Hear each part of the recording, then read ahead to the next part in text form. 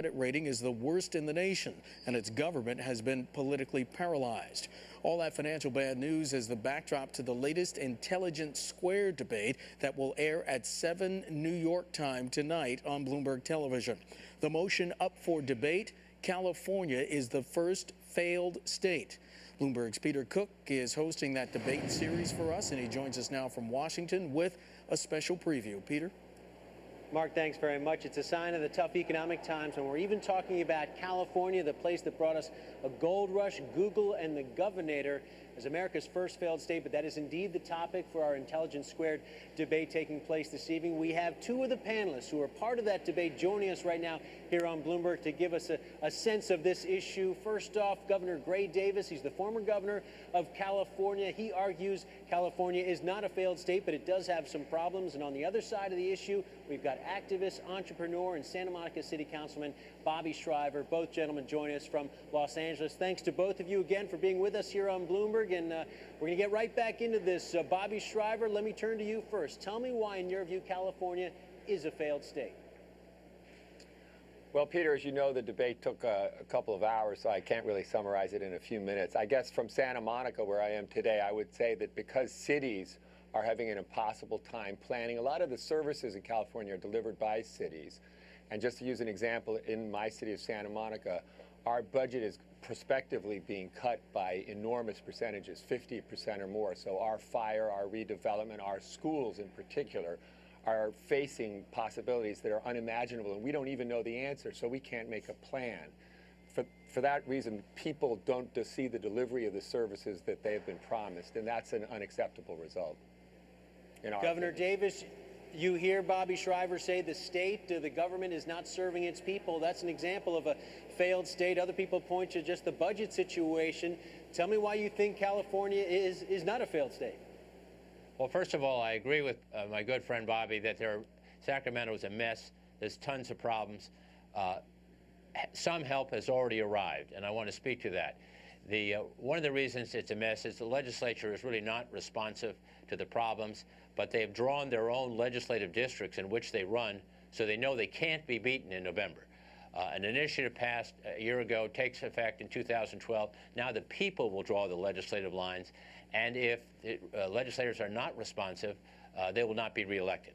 But more importantly, the reason it's not a failed state is because California's gross domestic product, the result of the collective efforts of 37 million people, is the 8th largest in the world, far bigger than anyone else in America, bigger than Chile, bigger than Brazil, bigger than Russia, bigger than India, bigger than Canada.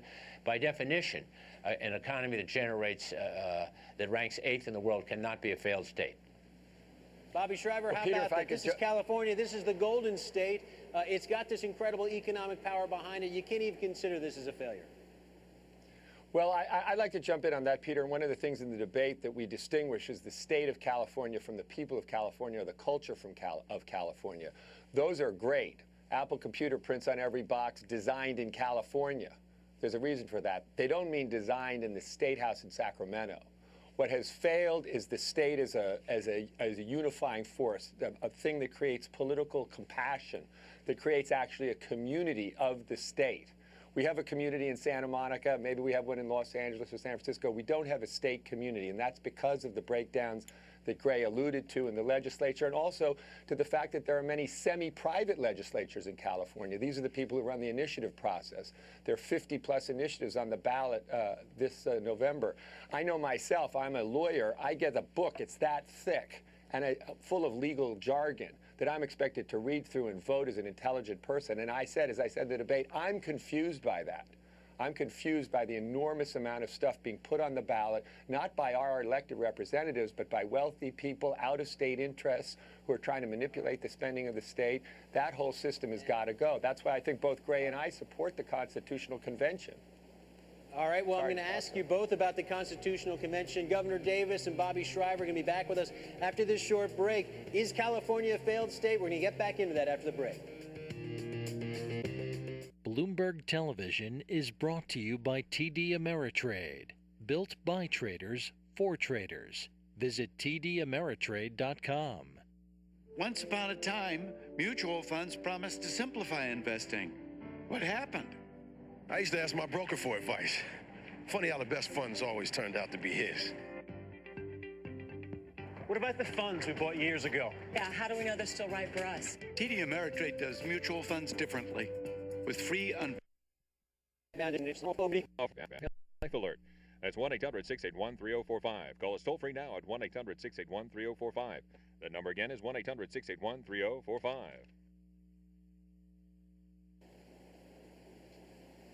I'm Peter Cook in Washington. We are again debating this motion. Is California a failed state? We're joined by former California Governor Gray Davis, Santa Monica City Councilman Bobby Shriver. They're on opposite sides of this debate, an intelligence squared debate you'll see here on Bloomberg tonight, but they're debating it right now. Governor Davis, I want to go back to you on this issue of direct democracy. All the referendum that Californians vote on, the ability to get things, initiatives on the ballot, it's so easy in California. Is that one of the problems? Is that one of the governance issues in California that has to change? It's certainly a challenge, but as you know, Peter, in the West is a little suspicious of government. The public likes to have the last word, and in California, we're probably the foremost proponents of direct democracy. But frankly, it's the public that's going to save us from this mess. It was the public that took away the powers of the legislature to draw their own legislative lines, which I said basically rigged the elections in favor of incumbents, which means incumbents did not have to be responsive. And I believe it will be the public that will vote for an open primary in June. I favor it. It's essentially a municipal election. You can vote for anyone on the ballot, regardless of their party, and the top two vote getters, even if they're from the same party, run off in the general election. That's going to produce pragmatic, problem-solving oriented elected officials. And finally, as Bobby mentioned, there's a call for a constitutional convention to review things like whether or not we need a two-thirds vote to pass a budget. Not a two-thirds vote to raise taxes, but a two-thirds vote to pass a budget. So it's the people that I think will have the final word and will solve the problem the legislature can't seem to solve. Bobby Shriver, it sounds as I heard you the other day and as I hear you today, you are not as optimistic that those changes, those structural changes, are going to be enough. Am I right?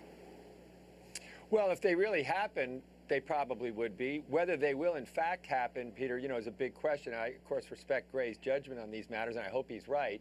But all I would say is that people are suffering enormously right now.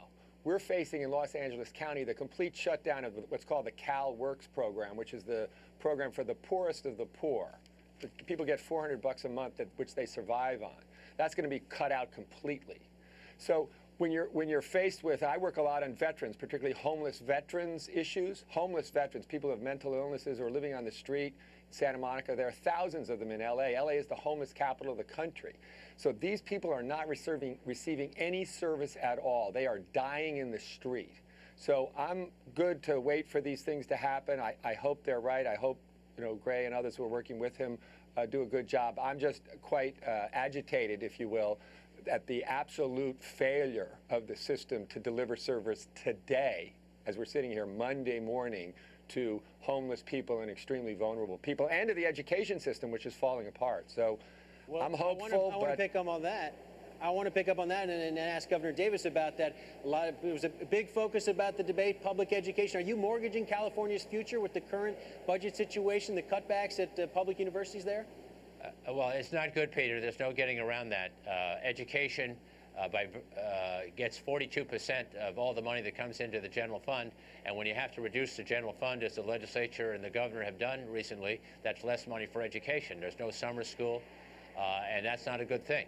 I want to mention something Bobby mentioned. I am a veteran. I'm a veteran of the Vietnam War, and I take a backseat to no one in my passion to help veterans, particularly homeless veterans. But we need the federal government to participate in that because they run the VA Center, and they really have to step up to the plate and help people who have served this country. We have problems, and in the short term, Peter, there's a lot of pain, and it's not right.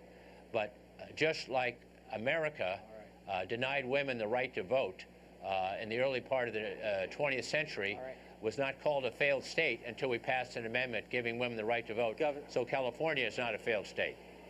We got to end it on that note. Governor Davis, you get the last word in our debate. Bobby Shriver, thanks to you. Thanks to Governor Davis. Just a reminder to our viewers, you can watch the full Intelligence Squared debate tonight, 7 p.m. Eastern Time here on Bloomberg Television. More news after this break. Bloomberg Television is